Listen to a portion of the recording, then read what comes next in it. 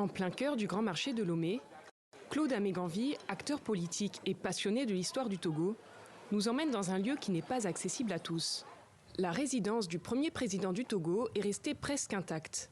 Dans la nuit du 12 au 13 janvier 1963, c'est ici qu'un putsch a entraîné l'assassinat du père de l'indépendance togolaise.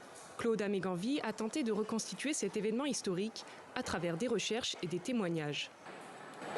Donc, c'est ici, dans son bureau, que Sylvanus Olympio était quand il a commencé à entendre des coups de feu.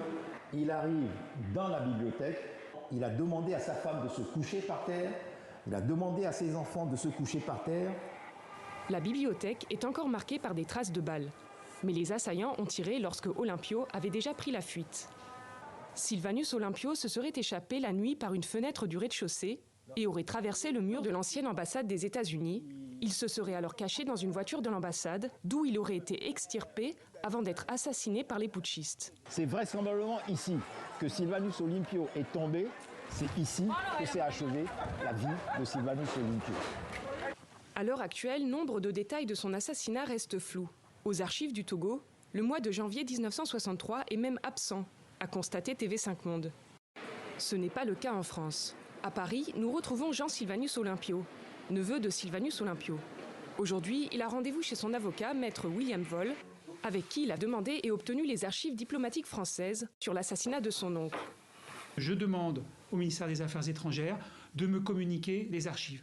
Alors, est-ce que cette question était tout à fait possible à l'époque où on l'a fait, c'est-à-dire en 2021 ? Oui, c'est possible. Pourquoi ? Parce que les archives, d'une manière générale, qui concernent la conduite des relations internationales de la France, sont accessibles depuis 2013, s'agissant d'un événement qui a eu lieu en 1963. Il a fallu analyser environ 2100 documents. Ils disent également qu'Olympio est mort devant l'ambassade des États-Unis, après s'être caché dans une voiture. Les archives parlent de balles dans le dos. Pour Jean Sylvanus Olympio, il s'agit de rétablir les faits. Je voulais savoir réellement la vérité, parce qu'il s'est dit tout et n'importe quoi sur sa mort. Les archives tentent aussi à confirmer la responsabilité de Étienne Gnassingbé Eyadema, chef de l'État du Togo de 1967 à 2005. Il s'agit d'une lettre écrite par un diplomate à un dénommé Rousseau. Et cette lettre nous indique ceci: l'auteur de l'exécution serait un Togolais, le sergent-chef Étienne. Ce dernier avait lui-même reconnu par le passé l'assassinat d'Olympio, avant de revenir sur ses propos, notamment dans son livre « Ce que je sais du Togo », publié en 1993. Mais ces archives ne permettent pas vraiment encore de connaître totalement la vérité.